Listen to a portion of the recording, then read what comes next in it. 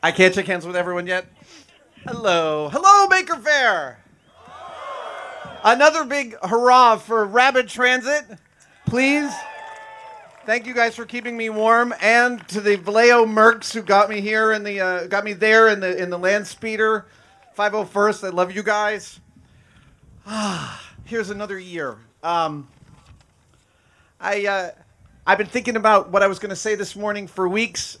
I wrote it down this morning, and I didn't expect it to go where it went, but here we go. My life is centered around the stories that we tell each other. It is centered around the products of our making and the stories that those objects bring with them, as well as the stories they tell.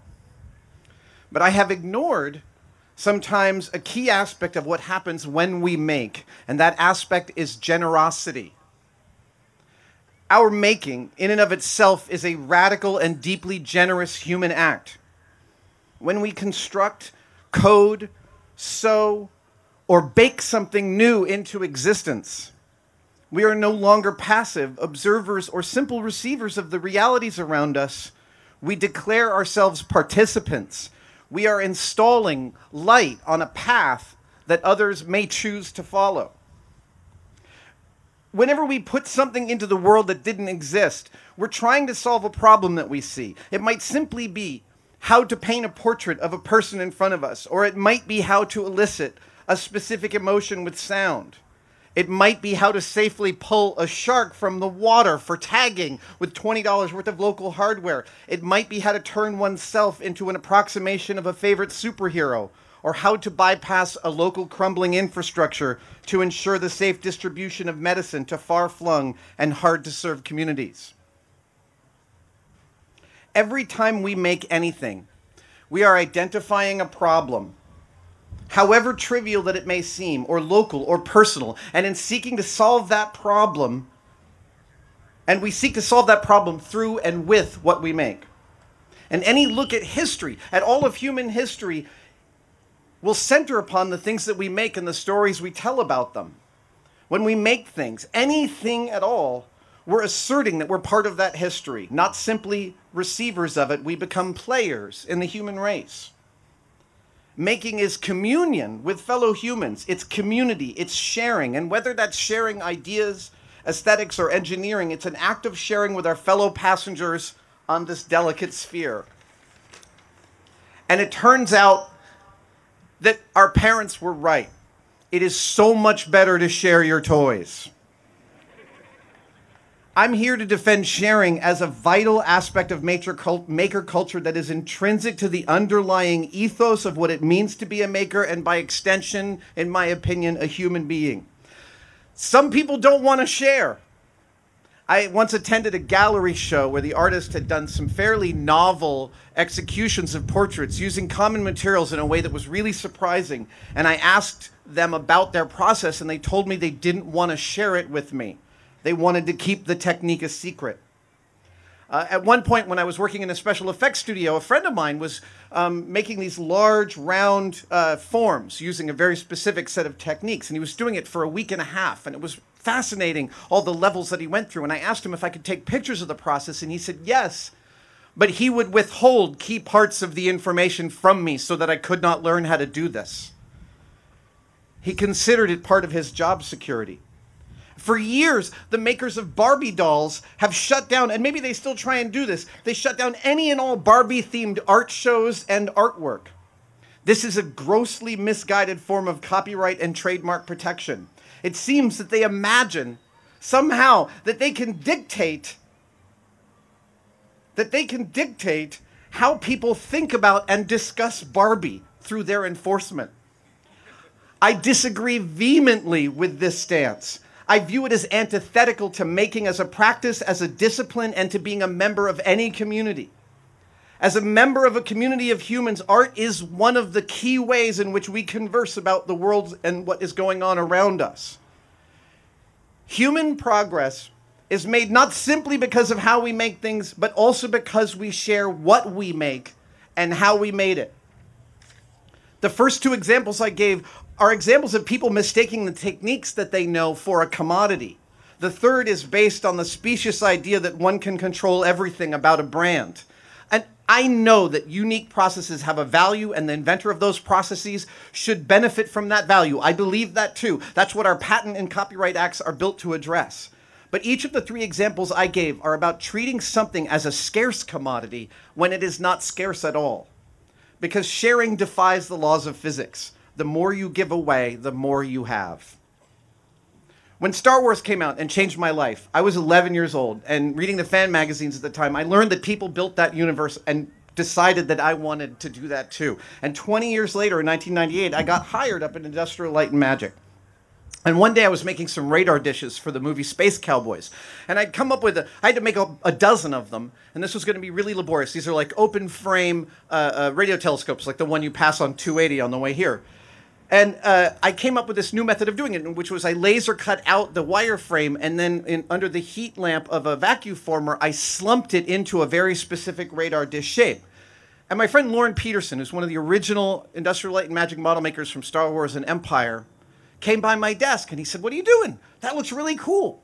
And then he went and told some of my coworkers about it. And for the rest of the day, everyone filed past my desk to learn this new technique. The institution that was the model shop was imbibing my new execution and learning it and keeping it in its pocket for future reference. And I wasn't special in this regard at all. Every time a new process was brought in or someone came up with a new way to do something, that procedure was repeated. And the subtle institutionalization of the sharing and knowledge and about building was one of the single best things about working in that model shop.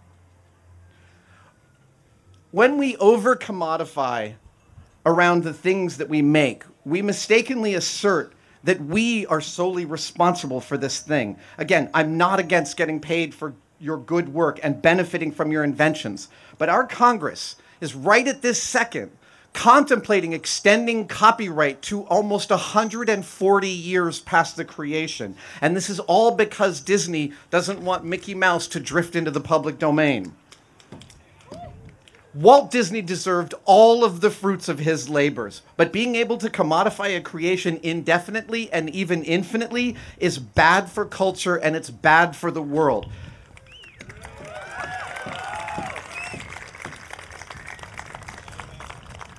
It's instructive to go back and read. I'm a little bit of a legal geek, so I advise this. It's instructive to go read the original Copyright and Patent Acts from 1801 and 1802.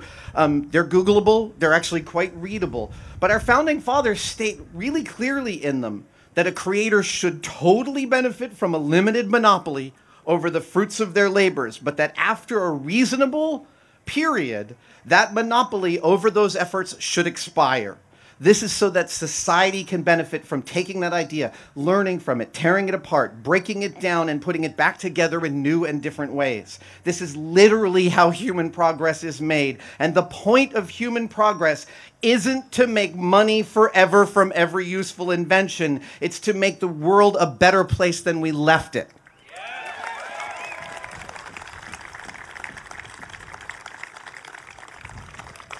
And it's not just to make the world better for our relatives and the people we know and the people that look like us, but for everyone.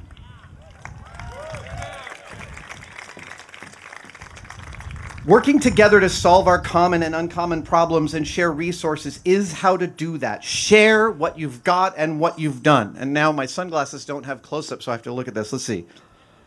Yeah, one of my favorite things to do when I'm building something complicated is to make more than one of them. And sometimes that's just because I'm going to screw one up. But usually at the end, I end up with at least two of the thing. And that means I can trade the other one away. And this is this whole new bonus, because not only do I get a new thing, but in the barter exchange, the person I've traded with and I each get a story associated with the things that we've traded. And those stories become part of the lifeblood of my collection and my shop.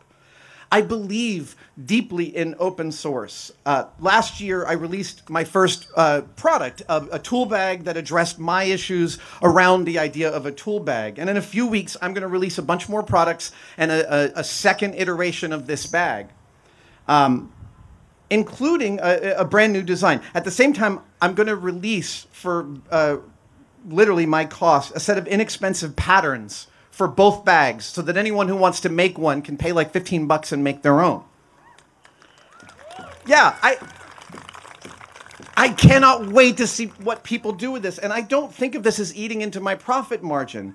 I see it as investing in, building, and learning from a community interested in solving and benefiting from the same common problems that I have. I get to see executions of my original idea that drift untold distances from anything I could have imagined. The thing about sharing is Paul McCartney is right at the end of Abbey Road. The love you take is equal to the love that you make. I turned 50 last year. My sons are out of the house, making their way in the world, and now I'm 1/5 as old as America. And it feels old when I put it that way, and I'm not superstitious, and I know that it is just a number, but it has altered the way that I see my life moving forward. I now see myself in this new phase in which I'm no longer arriving. I'm now in the process, however long, and I'm hoping for at least 40 more years, I'm in the process of leaving and preparing myself and my things for my departure. I had dinner with one of my oldest friends a few weeks ago, and I told him these thoughts, and he's just, nobody knows me better than him and the 3 or 4 people that I was bouncing around New York with in the 80s. And he said, "Oh, buddy, it's totally true. We're all dying and we have to pass everything on." I'm working to archive my collection so that each and every important story about what I've collected is saved. I've brought in full-time help this year into my shop to assist in that process. I've started getting rid of the things that I don't need to hold on to anymore, giving them away. eBay, Craigslist, family and friends. I'm looking at the things I have with a more critical eye. I seek to keep only the objects that I consciously want to be a steward of, and everything else should go to someone who can use it. But mostly, I see it as incumbent on me to share what I have learned constantly and through every medium I get to play in. This is the story I'm telling. So again, I say, let's share what we've got and what we've learned. Let's pay respect to our teachers by being teachers, by passing on what we know and admitting what we don't, by being honest about the wrong roads we went down to get to our destination, the shameful mistakes as well as the impossible luck. There's another super important way that we can share. We can share our ears. We can listen. We live in a time of real and dangerous social polarization. And those who seek further polarization are the enemies of a healthy culture and a healthy planet.